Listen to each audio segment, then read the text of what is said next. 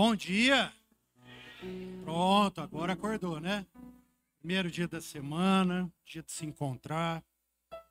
E antes de eu chamar esse irmão, eu queria fazer uma orientação mesmo. A gente está concluindo aí esse tempo de férias, né?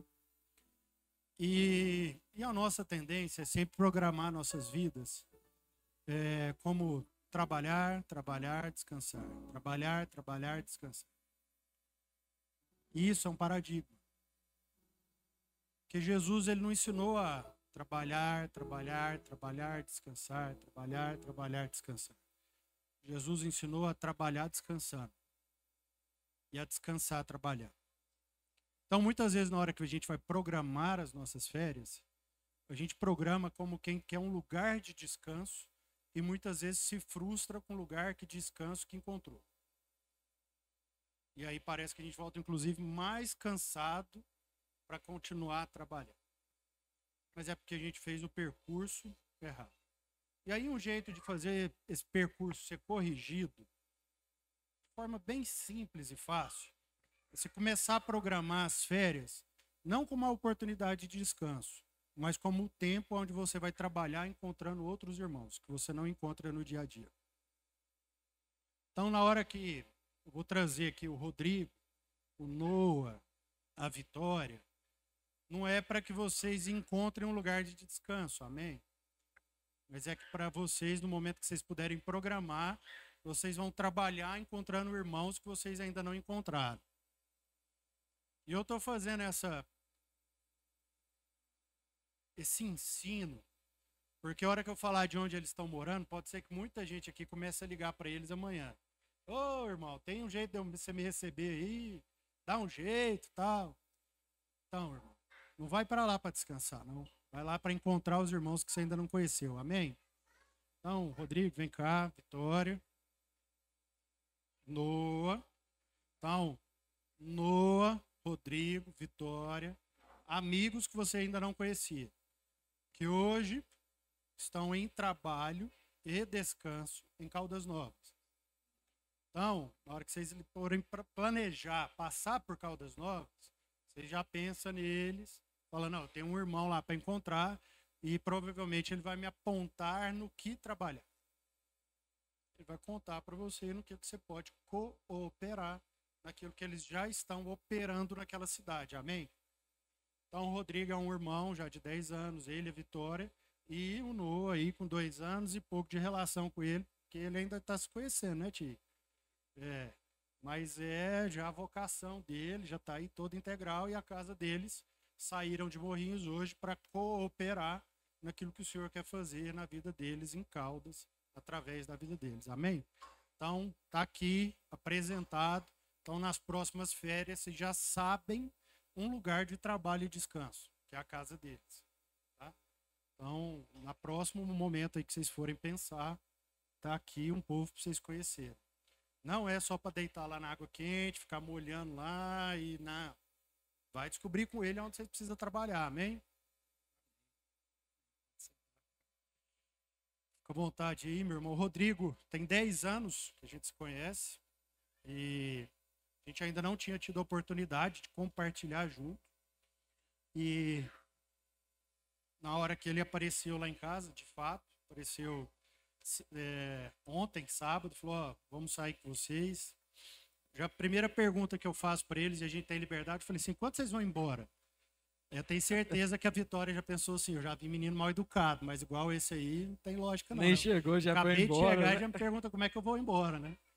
A verdade é que eu estava só perguntando para saber se eu poderia ter esse encontro com ele aqui. E graças a Deus, aprove a Deus, que ele falou, ó, eu ainda não tenho hora de ir embora, então podemos estar juntos. Então, irmão, privilégio poder compartilhar disso. Eu sei que você tem muito para entregar a partir de Morrinhos e Caldas, nessa história que vocês vêm construindo. Sei que vocês têm muito a entregar para a gente, então, família é sua. Amém. Bom demais a gente estar aqui junto, irmãos.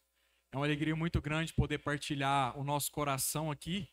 A gente não partilha apenas palavras, mas no coração mesmo, o coração da família, o coração de pessoas que se amam e que estão buscando cada vez mais parecer mais com Jesus através das relações. Então é uma alegria muito grande para nós estarmos aqui hoje. O meu filho, geralmente, ele costuma pregar junto comigo, então vocês não precisam ter crise. Tá? Agora ele começa a pregar, ele vai querer vir aqui pregar no microfone um pouquinho. Ontem eu estava no acampamento pregando ele. Papai, deixa eu pregar? Pode? Filho? Ele, depois passou mais uns 5 minutinhos. Papai, posso pregar de novo? E na hora que ele falou ele falou mais do que você. Foi um mistério. Mistério de Deus. Céu na terra, o fogo caiu, o povo converteu. Mistério. Mas, irmãos, alegria muito grande. De verdade estar aqui podendo compartilhar esse momento juntos. E eu queria que a gente pudesse meditar juntos. A gente estava numa perspectiva hoje mais cedo, mas eu estava ali no banheiro e Deus soprou um outro vento e agora nós aguentamos o rojão junto. Em Eclesiastes 3:11, diz assim, Eita, mistério, hein? A gente não combina nada, viu, gente? Rafael ficou brincando comigo. Eu vou pregar sobre Esther, jogando verde para saber o que eu ia falar, né? Aí ele, do que você vai pregar? Não sei. Nós vamos descobrir quando chegar lá. E eu sei o que você vai falar. Não, aí você vai saber quando a gente estiver lá. E deixa o Espírito de Deus falar.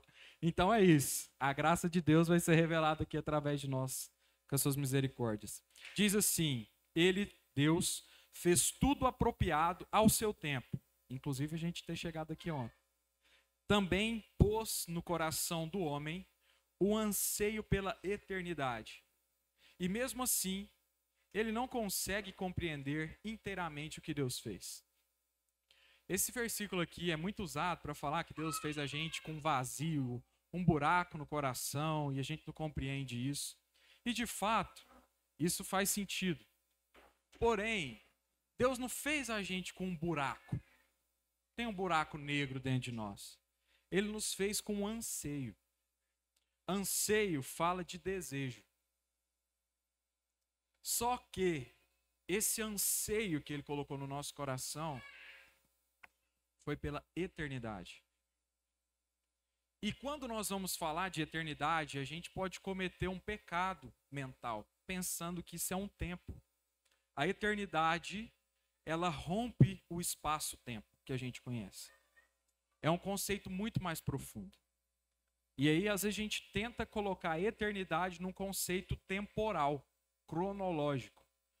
Tem pessoas que falam, não, quando Jesus voltar, nós vamos encontrar o quê? A vida eterna. Nós vamos morar eternamente com o Senhor. Então, muitas vezes nós ouvimos as pessoas falando da eternidade como se ela fosse um tempo. E que nós vamos alcançar a eternidade um dia. A vida eterna só vai ser alcançada em um determinado dia. Mas não é nada disso. Não tem nada a ver, absolutamente nada a ver. Por quê? Jesus, ele fala para nós, lá em João 17:3, que é o segundo e último versículo, provavelmente, que eu vou ler agora nesse início, ele fala assim para nós, esta é a eternidade. Esta é a vida eterna. O que é a vida eterna? O que vocês acham que Jesus falou? Quando vocês morrerem e o corpo de vocês glorificado chegar aqui no Pai, vocês encontraram a eternidade. Não é isso que Jesus falou. Sabe o que Jesus falou que é a vida eterna? Que te conheçam. O único Deus verdadeiro e a Jesus Cristo a quem enviaste. Mas olha o mistério. Como que Jesus estava falando isso e do nada parece que ele sai de cena e alguém toma a boca dele falando sobre ele mesmo. Por que ele falou? A vida eterna é que conheçam o Pai e a Jesus Cristo. Ele mesmo disse isso. O Espírito de Deus, nesse momento, se apodera de Jesus e diz o testemunho sobre o que é a eternidade. Mas por que nós estamos falando isso? Como Deus impregnou em nós um anseio por aquilo que é eterno, nós estamos sendo influenciados a ansiar o que não é eterno. Nós estamos influenciados a cada dia a ter o desejo despertado. Isso aí, se a gente falar em técnica de vendas, meus irmãos, é easy busy falar isso. O que você precisa fazer com o seu cliente para ele comprar seu produto? Despertar o quê? O desejo. Qual que é o cliente ideal? Aquele que você desperta o desejo através das técnicas do seu produto, etc. e tal. Então, se nós abrimos o Instagram, o Facebook ou qualquer rede social que você utiliza, logo, logo, quando a gente está passando, vem os patrocinados. E por incrível que pareça, esses patrocinados sempre têm a ver com alguma coisa que a gente pensa que precisa. E aí, quando você percebe, dependendo da situação, você está comprando o que você não precisava, como se você precisasse, num caso de vida ou morte daquilo. Então, nós estamos vivendo tempos onde esse anseio pela eternidade está sendo deturpado. E nós estamos sendo influenciados a desejar aquilo que não vai encaixar. Eu não vou dizer nem preencher, porque se nós somos filhos de Deus e Deus é eterno, nós partilhamos da mesma natureza dele. Sim ou não? Então nós também temos essa natureza. Porém, as coisas dessa terra, as coisas desse mundo, secularismo, etc. e tal, se nós não tomamos o cuidado de observar as coisas de acordo com o Espírito de Deus, pode ser que nós estejamos influenciados a coisas que não são necessárias e que não tem nada a ver com Deus para as nossas vidas, mesmo sem querer. E acaba que eu estou tentando preencher como se fosse um espaço, um desejo, um anseio com aquilo que não vai me satisfazer. Porque uma roupa boa eu vou querer outra. Sempre tem coleções novas de roupas, sempre tem carros novos sendo lançados. O iPhone, todo setembro chega um monte, muda iPhone, muda Apple Watch. Todas as marcas lançam produtos novos sempre. E a propaganda que chega até nós sempre é de algo que nós não temos, e nós temos.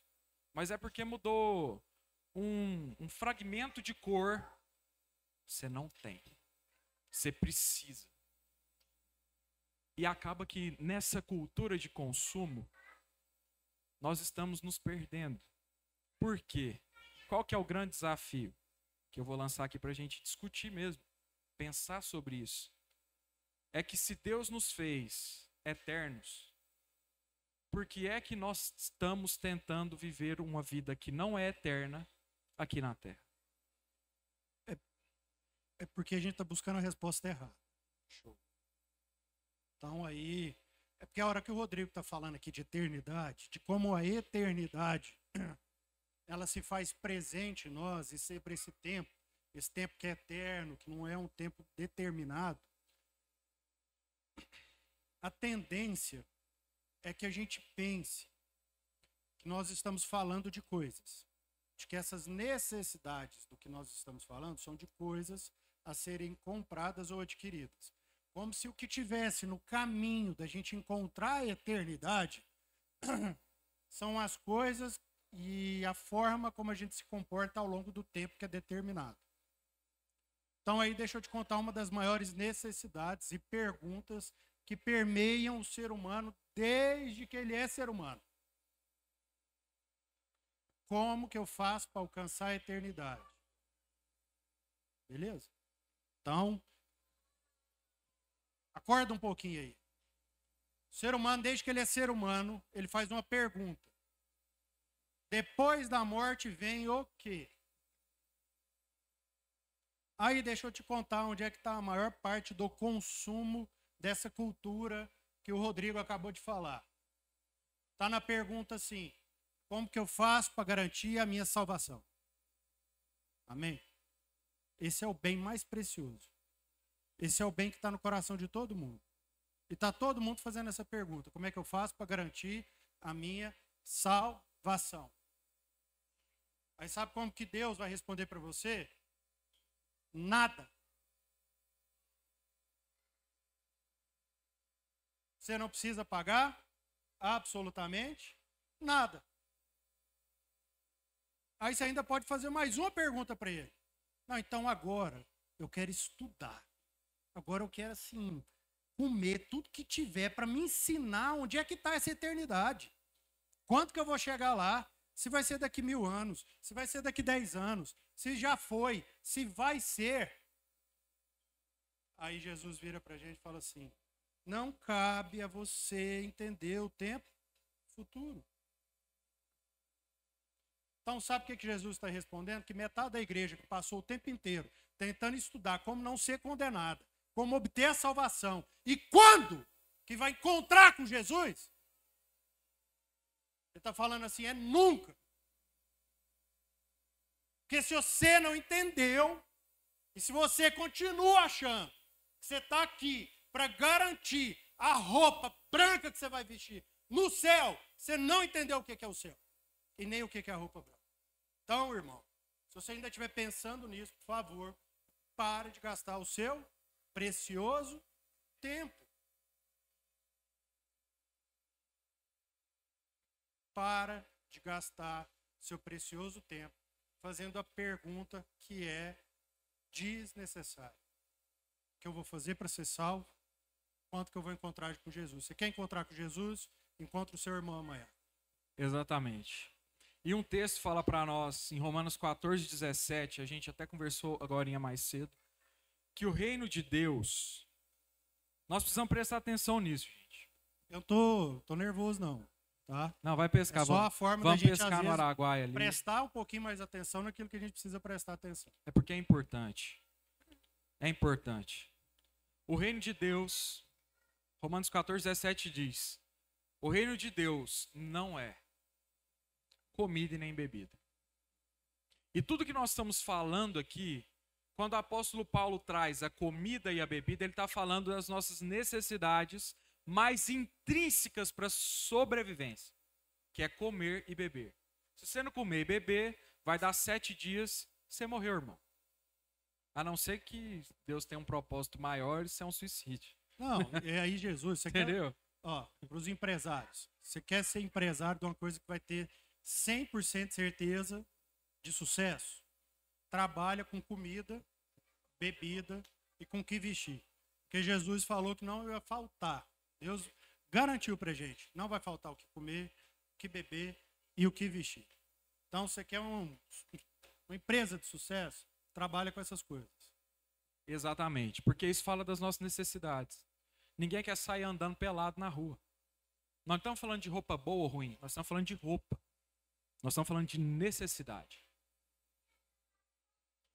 E o que é que nós temos sido influenciados nas nossas decisões? A serem tomadas por necessidade. Por uma necessidade que às vezes nós nem temos. Porém, é despertado em nós o desejo. E o desejo nos engana falando que aquilo é necessário. Independente do que for, gente. Nós não estamos falando aqui só do consumo da comida, da bebida e da roupa. São as nossas decisões em todas as áreas da vida. Por que é que nós tomamos a decisão de ir para um outro emprego? Por que é que nós tomamos a decisão de abrir ou fechar uma empresa? Por que é que nós tomamos a decisão de escolher um MBA X ou Y, um mestrado, um doutorado? O que é que norteia as nossas decisões? Se o que norteia as nossas decisões está relacionado com as nossas necessidades de comer, beber e vestir, nós não entendemos o que é o reino de Deus, porque o reino de Deus não é isso. Não é comida e nem bebida. Então não é da minha necessidade. Então se eu tomo a decisão legítima, humanamente falando, de abrir uma empresa para ganhar mais dinheiro, para subir de vida, se isso é por medo de ficar sem, se é por medo de perder, se é por medo de não ganhar mais do que eu ganho, essa decisão foi tomada por necessidade. A necessidade, às vezes fica difícil de entender umas coisas. Pensa, todas as decisões que você toma por medo, ela está relacionada com a necessidade sua. Todas as decisões. Todas as decisões que você toma por medo de perder alguma coisa, foram tomadas por necessidade. E se nós pudéssemos criar uma balança nas nossas vidas aqui, a gente imaginar, uma balança daquelas bem antigas, que era por peso, onde o lado mais pesava pendia e o outro subia, e nós pudéssemos colocar as nossas necessidades e a revelação de Deus para as nossas vidas, sinceramente, para qual lado a nossa balança da existência dependeria? Pela revelação do que Deus diz ou pela necessidade que eu tenho? Porque o reino de Deus não é isso. Só que o Paulo, ele não parou aí. Ele falou que é o reino de Deus. Justiça, paz e alegria em quem? No Espírito. No Espírito Santo. Porque o reino de Deus não é comida nem bebida, mas é justiça, paz e alegria no Espírito Santo. A justiça, a paz e a alegria que nós precisamos exercer na sociedade, que nós precisamos ter nas nossas vidas, nas nossas famílias, nas nossas casas, trabalhos, empresas, ela não vai ser produzida por uma filosofia humana ou por um modus operandi daquilo que eu faço ou deixo de fazer por aquilo que eu estou ouvindo na igreja. Porque isso aí um cachorro faz. Você começa a dar choquinho no cachorro, ele vai parar de comer carne ali se você colocar. Por quê? Mudança de comportamento, mas não mudou a natureza. O que o Paulo está trazendo aqui para que haja uma transformação real das nossas vidas e da sociedade, das pessoas ao nosso redor, é que haja uma transformação tão profunda na nossa vida que só o Espírito Santo de Deus é capaz de fazer. Justiça, paz e alegria em alguém.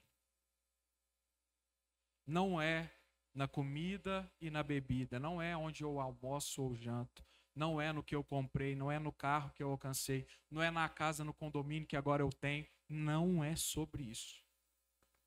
Rodrigo, só para não deixar passar, e você vai continuar.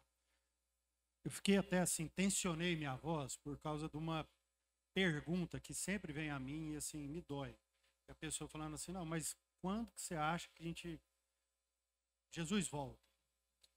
Isso assim, me dói de um tanto, porque assim, eu sei que o maior desperdício da igreja é pensar isso.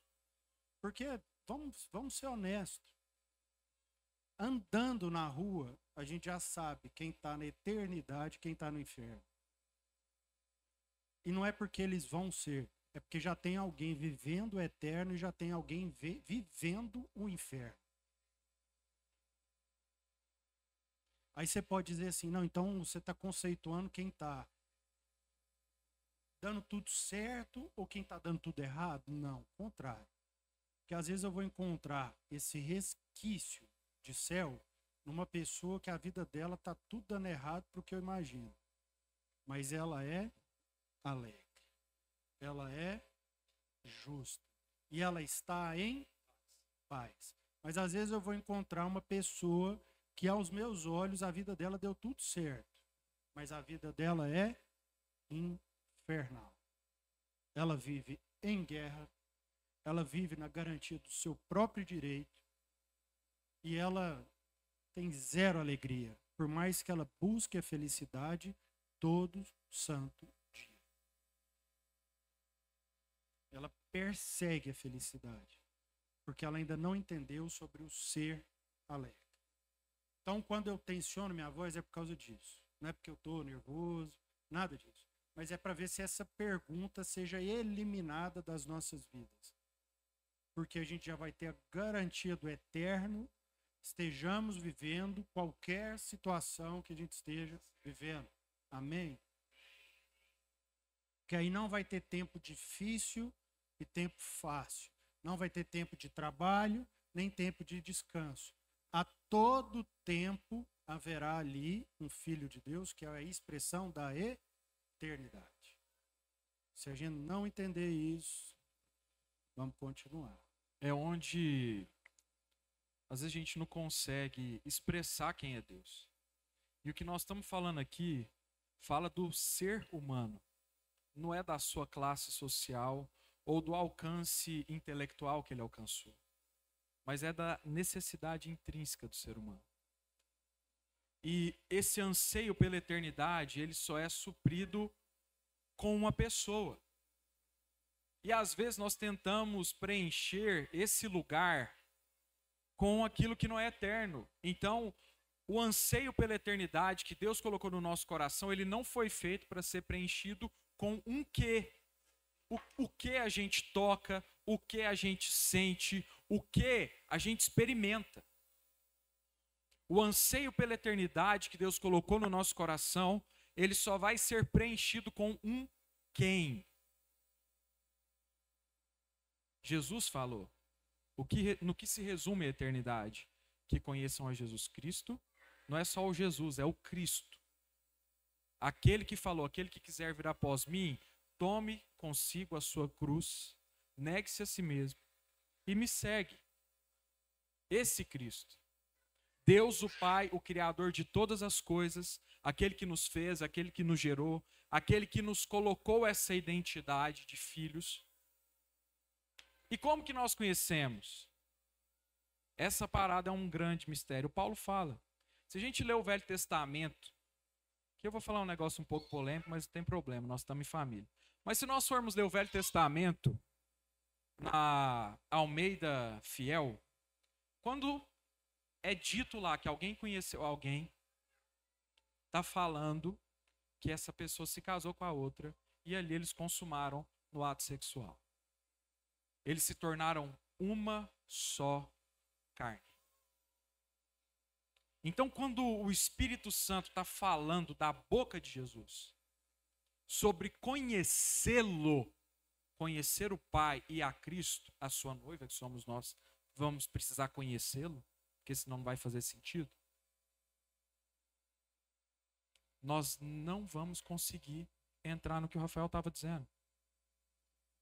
Jesus falou em João 15 que ele é a videira verdadeira e nós somos os ramos. Enxertados em quem? Nele. Mas aí você me fala, meu irmão, se você olhar uma videira, você separa o cerne dela dos ramos? Ou é tudo uma coisa só? É tudo uma coisa só. Então aqui o Paulo está falando daqueles que estão in. É uma coisa só, não há mais separação. Quando eu conhecer a Cristo, ou quando eu o conheço diariamente, mais parecido com ele eu vou ser. Porque não é uma questão de look-alike. Não é uma questão de eu olhar para ele agora porque a gente conversa, a gente se parece. É porque nós somos uma só pessoa. A expressão de quem ele é. E a eternidade se resume nisso. Então, quando eu encontrar uma pessoa que está perdida na sua vida, buscando preencher esse lugar da eternidade, ela vai encontrar o irmão. E aquele buraco que ela ainda não entendeu, vai ser preenchido. Naturalmente. Nós não vamos precisar fazer um esforcinho sequer. A gente só vai precisar estar lá. Porque isso não é uma questão do que nós fazemos para nos tornar, mas de quem nós somos, expressado em nossas ações. E quem nós somos? Nós somos a expressão de quem? De Cristo, meu irmão. De Cristo. E a eternidade se resume nisso. Aí tudo fecha, a conta fecha, os negócios começam a bater. Por mais que esteja difícil, por mais que seja impossível, por mais que a minha vida esteja aos trancos e barrancos, isso não vai me abalar. Isso não vai me abalar. Porque o Espírito de Deus sempre vai me lembrar de quem eu sou. Então nós começamos a pensar naquilo que nós estamos influenciados a tentar ter para ser, a adquirir para nos tornar. Isso é coisa velha. Porque todo aquele que está em Cristo Jesus é nova criatura. O Paulo falou, quem está em Cristo, não é quem sabe sobre Cristo. Falar de Jesus é uma beleza, gente, é bonito falar. O cara foi lá, abriu mão de tudo que ele fazia lá no céu, de cuidar dos anjos, de passear nos jardins, dos castelos, dos trem mais bonitos que a Bíblia fala, para vir para cá para a gente fazer chacota dele ultimamente. Então, assim, pensa num cara que foi doido, foi Jesus. Mas você conta essa história, é bonito. Parece até que nós somos importantes. Não, mas Jesus abriu mão daquele negócio tudo assim. Como assim, rapaz? Eu sou tão ruim. Até parece. Só que a questão não é essa. é a transformação que o Espírito de Deus causa em nossos corações. Então, eu saber sobre Jesus não vai transformar a minha vida. Se isso fosse suficiente, Goiânia não tinha, o que nós falamos agora mais cedo, a maior desigualdade social da América Latina, meu irmão. Porque aqui é Jerusalém do Brasil. Você vai em Campinas comprar roupa, tá tocando louvor. Lá no céu aberto, lá assim, ó, vai olhar qualquer coisa, você passeia lá, dá uma voltinha lá, abre o vidro do carro e ouve os louvores que estão cantando lá nos sons das lojas. Goiânia é tido como Jerusalém do Brasil. Só que aí tem a maior desigualdade social da América Latina, não faz sentido. Por quê? Falar sobre Jesus é muito bonito, Rafael. Ir para a igreja com louvor bonito também, trem mais bom do mundo. Você levanta a mão, sente até arrepio. Sente arrepio. Arrepio gostoso e tal, não é arrepio de medo, não. Mas saber sobre Jesus não vai transformar as nossas vidas. Nós precisamos estar em Cristo. Não é saber sobre Ele. Não é porque alguém está nos contando a história do Evangelho, de Jesus, da sua vida. Não, é conhecê-lo. Então, meu irmão, eu quero te fazer um convite. Gaste um tempo conhecendo a Jesus. Gaste um tempo conhecendo a Jesus. E conhecer Jesus, é isso que a gente precisa compreender. Você tem alguma coisa para falar? Mas se você precisar falar, isso aí. Às vezes a gente pensa assim, conhecer Jesus é eu estudar, eu ler ao máximo a palavra de Deus. Só que aí, irmão, a gente vai continuar adquirindo o que o Rodrigo está contando aqui para a gente, que é informação sobre Jesus. Porque a palavra de Deus não é para a gente conhecer a informação que ela traz, mas para que ela passe a conhecer a minha intimidade. Então, se a palavra de Deus, antes de qualquer coisa, ela não fala a sua vida, é melhor que ela nem seja lida. Porque a palavra de Deus é para ler as nossas vidas. Amém? Então, a hora que você estiver lendo lá, não é sobre uma coisa que você precisa saber,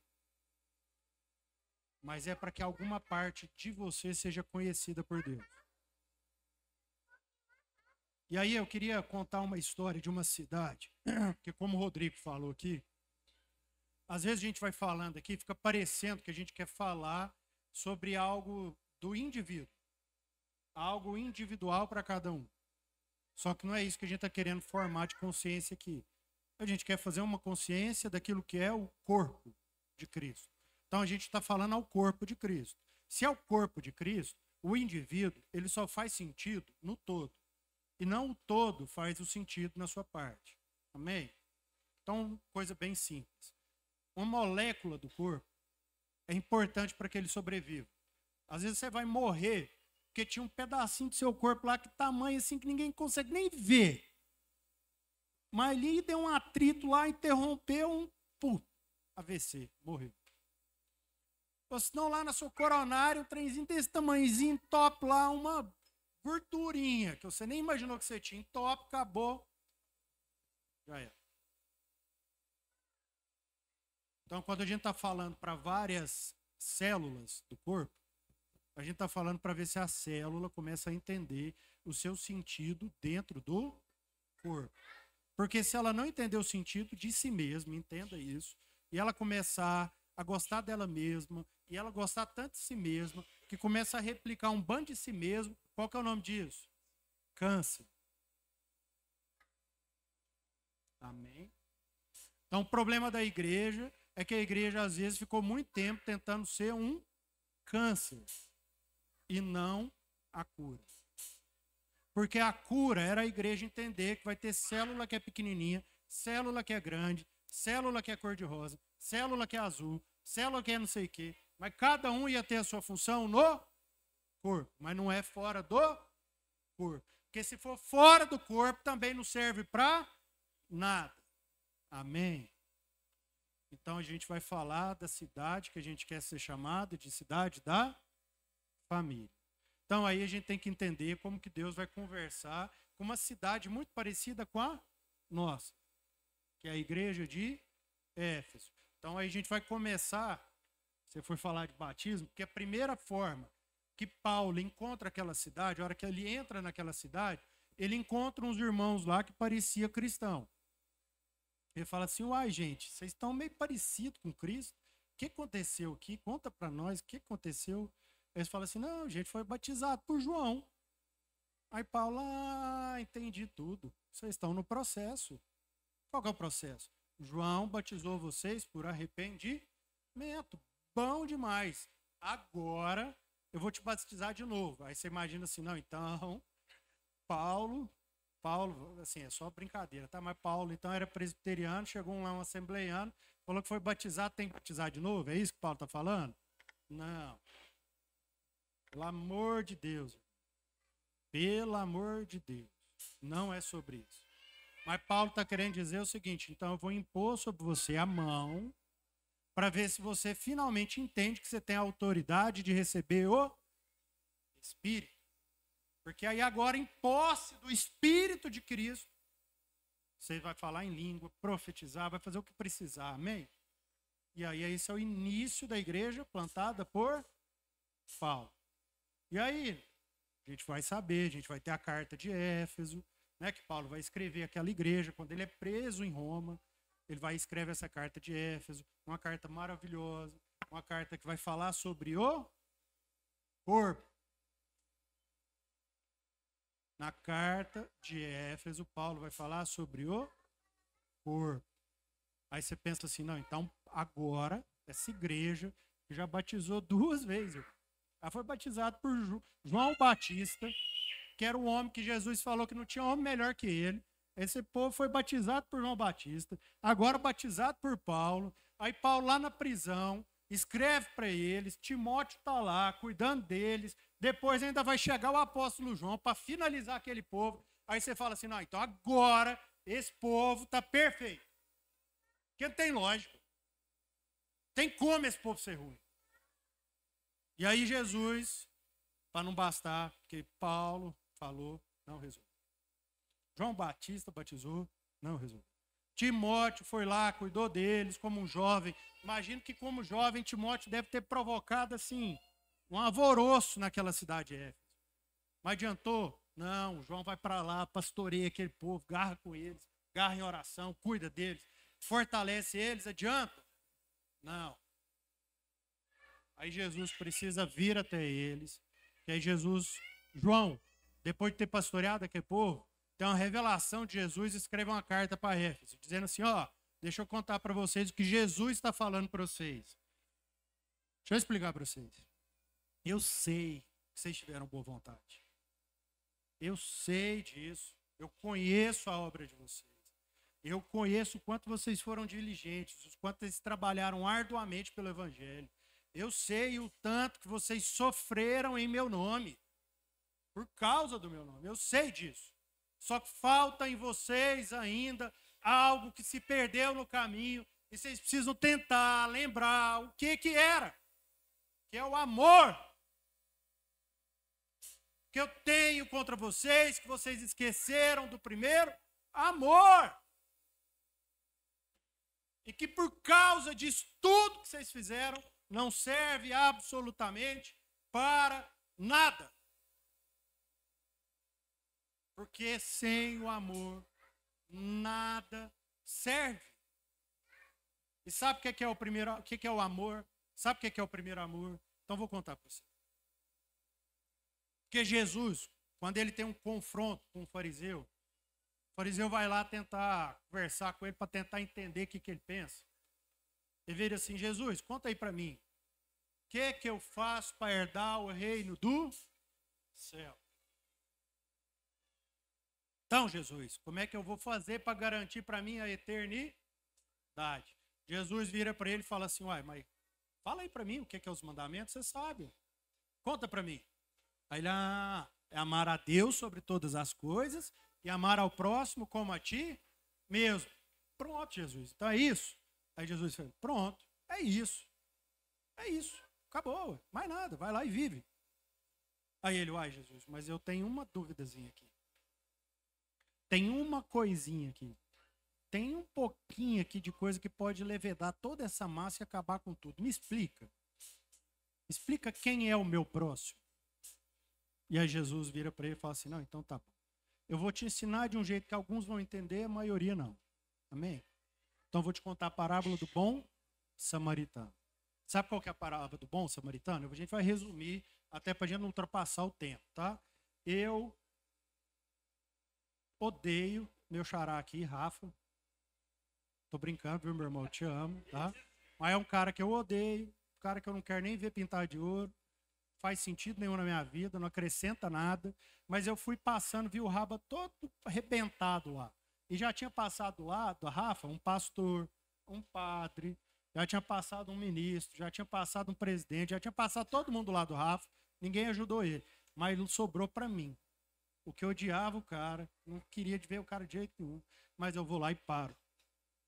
Aí eu paro, pego tudo que eu tenho, dou todo o meu dinheiro para poder o povo cuidar dele, garro lá com ele, fico do lado dele até a crise chegar lá, para ter certeza que a família vai ter notícia. Chama as filhas, começa a cuidar das filhas. Se o Rafa ficar lá 2 meses estrubuchado, vou pagar as contas dele, vou ficar lá do lado dele, vou pegar os filhos, levar para minha casa, cuidar deles, o que precisar, em favor do meu próximo.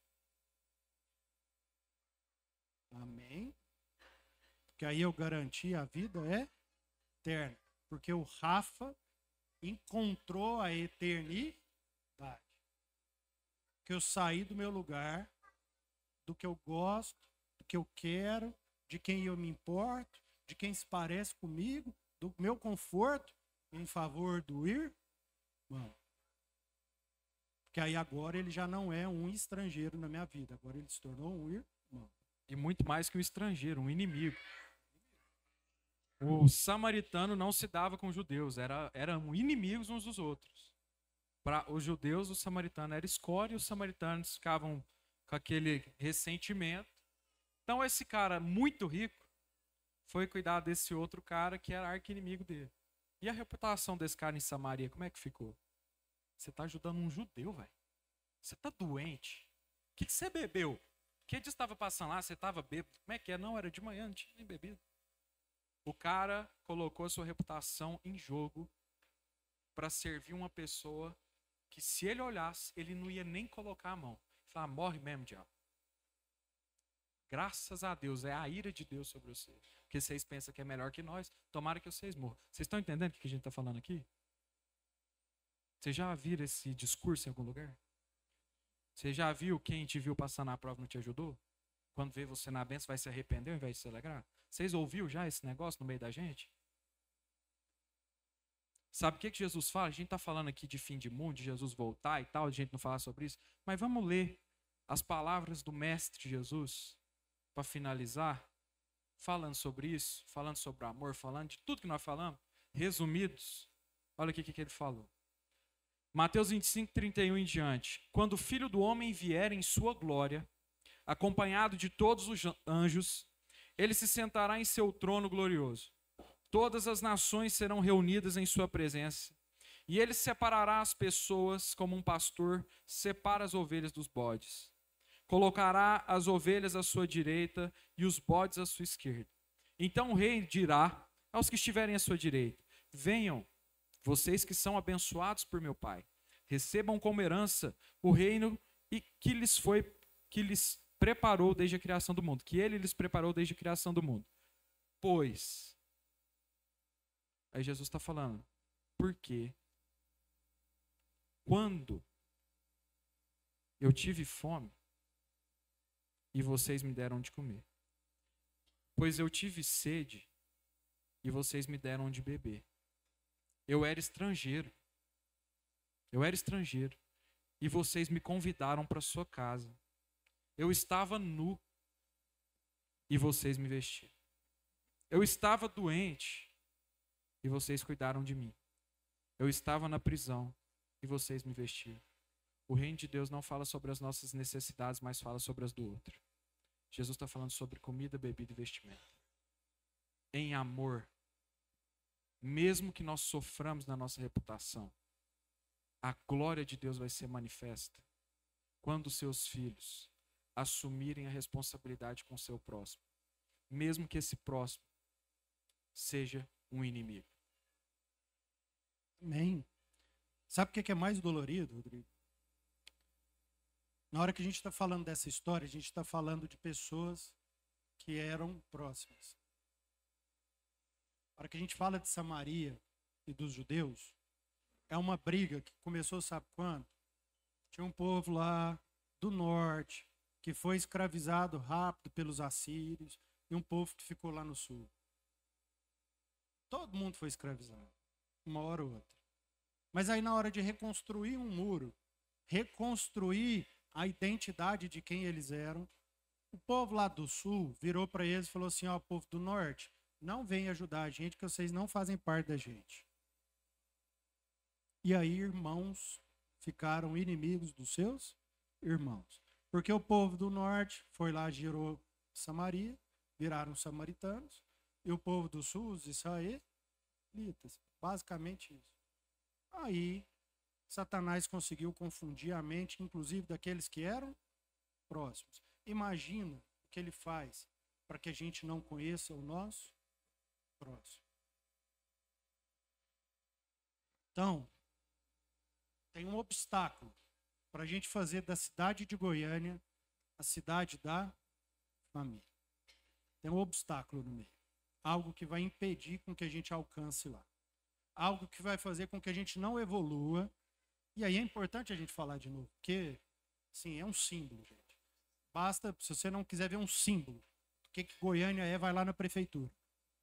E ver como que a casa da cidade está sendo cuidada, como que a nossa casa da cidade é no meio das casas maiores da cidade. Aí você vai entender como que o povo de Deus, chamado a manifestar o reino de Deus, cuida do que é seu e não do que é nosso. Amém? Então aí basta você sair de sua casa, vai lá na prefeitura, você vai ver esse símbolo, aí você vai entender o obstáculo de sair de Goiânia como ela é hoje, para ela se tornar Goiânia a capital da família. Esse é o obstáculo. O obstáculo é o seguinte: Goiânia tem a vocação de conhecer uns aos outros pelo nome da família. Está desde dos primórdios de Goiânia. Ah, você é fulano, filho de ciclano, não sei o que de Beltrano. Isso aí está no nosso sangue, no nosso DNA. E aí a gente precisa evoluir. Sabe como é que a gente vai evoluir? A hora que a gente entender que a gente se arrependeu para ser batizado por um novo Espírito. Para que agora não seja o fulano, que é irmão do ciclano e do Beltrano, mas seja agora o Rafael, que encontrou com o Rodrigo, que encontrou com o Rafa, que encontrou com a Cris, e nisso foi conhecendo a sua família. Porque se a família de Goiânia fosse responsabilidade nossa, eu duvido que a nossa casa estava do jeito que está. Eu duvido. Você era capaz de passar lá do lado, olhar aquilo e falar: essa é a casa da minha família.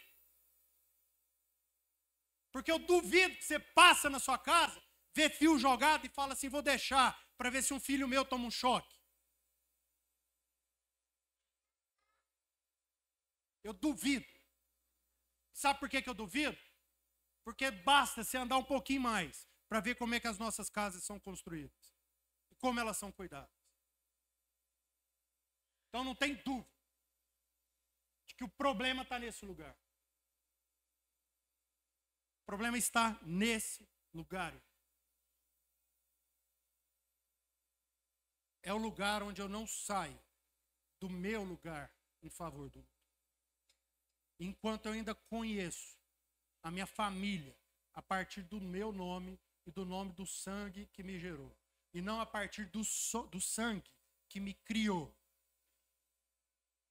Porque se você ainda está achando que você pariu da barriga da sua mãe, você ainda não acredita num Deus que virou e falou: antes disso, eu já pensava em você.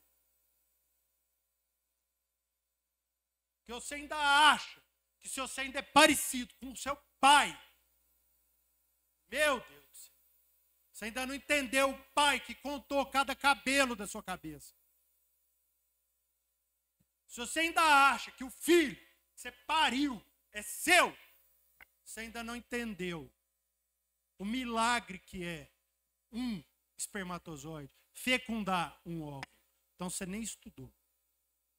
Porque bastava você ver na natureza quantos morrem para um ser gerado. Você entendeu o milagre que é. E aí você vai continuar achando que o nosso problema é de infertilidade, porque eu tenho um problema ou porque o Rodrigo tem um problema. E não porque eu estou aqui para conhecer os filhos que Deus quer gerar através da minha vida. Independente se vai vir da minha barriga, independente se eu vou encontrar ele na esquina, independente se eu nem pareço comigo. E aí a gente vai continuar incapaz de gerar a cidade da família. Porque a gente ainda continua achando que o propósito de Deus para as nossas vidas é fazer mais gente parecida comigo. É fazer mais gente parecida com o que eu quero. É fazer mais gente para satisfazer as minhas necessidades. É ter mais filho para fazer o curso que eu quero. É fazer mais filho para poder ver se a conta fica mais barata. E aí eu continuo não entendendo. Amém? Mas não é isso. Eu creio que qualquer um e todos aqui que entraram aqui não estão aqui para conhecer o inferno. Vocês não vieram aqui para conhecer o inferno. Para descobrir como é que é o inferno. Para saber como que a sua vida é infernal. Não tem dúvida. Tenho certeza que vocês vieram aqui para serem libertos de viver uma vida infernal. Então eu creio mesmo, que cada um aqui é capaz de sair de si mesmo. Para amar ao próximo como a ti mesmo. Em Filipenses 1:29, fala assim: pois a vocês foi dado o privilégio, repete comigo, privilégio, de não apenas crer em Cristo, mas também sofrer por Ele. O que nós estamos falando aqui não é uma coisa que vai ser prazerosa de fazer. Mas, assim como Cristo entregou sua vida crucificado, por isso é o Cristo, em favor de nós, que nós possamos entregar a nossa vida crucificados em favor dos nossos irmãos, em favor dessa cidade. Porque para nós isso não é uma dor, é um privilégio. É um privilégio para todo cristão sofrer em favor do seu próximo. Morrer para que outros tenham vida. Isso é a nossa identidade. Isso é a nossa vida. Isso é o que faz com que a gente continue crescendo. Não é fazer pessoas parecidas com a gente, não é criar prosélitos, mas é morrer em favor do outro. Mesmo apedrejado como Estevão foi, no momento que ele estava sendo apedrejado, ele olhou para o céu e viu Jesus sentado à direita do Pai. Porque ele sabia que ele estava chegando em casa. Não era sobre o seu sofrimento ou sobre a perseguição, mas era porque ele já estava unido com Cristo, através desse sofrimento. Amém. Vamos ficar de pé, Rodrigo. Ora por nossa cidade que você também é parte, mas ora por nós para a gente Amém. Conhecer isso. Pai querido, Pai amado, eu queria convidar você, antes de começar a orar, a que você ore. Nós somos filhos de Deus, sim ou não? Então nós somos embaixadores do reino de Deus nessa cidade. Em qualquer lugar que nós estejamos, nós somos embaixadores do reino de Deus. Onde nós chegamos, a glória de Deus é manifesta. Porque nós somos seus filhos e nós carregamos a sua natureza. Então, com essa mentalidade, eu queria convidar você a profetizar sobre essa cidade. E nós vamos estender as nossas mãos. Estenda para algum lugar dessa cidade. Estenda sua mão, sai do lugar de preguiça. Estenda sua mão para algum lugar dessa cidade. E profetiza a vida de Deus. Profetiza a vida de Deus sobre essa cidade. Pai, nós profetizamos a revelação dos seus filhos nessa cidade. A revelação da família do Senhor em todas as esferas sociais. Pai, nos tire do egoísmo de pensar em nós mesmos. E, Senhor, da pequenez de imaginarmos que os nossos parentes se resumem à família que o Senhor nos entregou. Que a responsabilidade sobre essa cidade recaia sobre os nossos corações essa manhã. A partir de hoje, Senhor, que nossos sonhos sejam em favor dessa cidade. Que os nossos corações pulsem em favor das vidas que estão ao nosso redor, em qualquer lugar que nós estejamos inseridos. Que os nossos olhos não sejam olhos altivos, mas olhos receptivos, olhos que acolhem. Que os nossos corações não sejam soberbos, mas corações humildes para abraçarem aqueles que estão em condições que nós não teríamos coragem de abraçá-los, porque eles são a nossa família, eles são os nossos irmãos. Essa cidade é do Senhor, ó Pai, e que nós saiamos aqui dessa manhã com os corações cheios do Teu Espírito, com a revelação de quem o Senhor é. E a partir dessa revelação de quem o Senhor é, de quem nós somos, nós entrarmos em todos os lugares dessa cidade e expressarmos quem o Senhor é. Não por força, nem por violência, mas pelo Espírito do Senhor. Em nome de Jesus. Em nome de Jesus. Amém.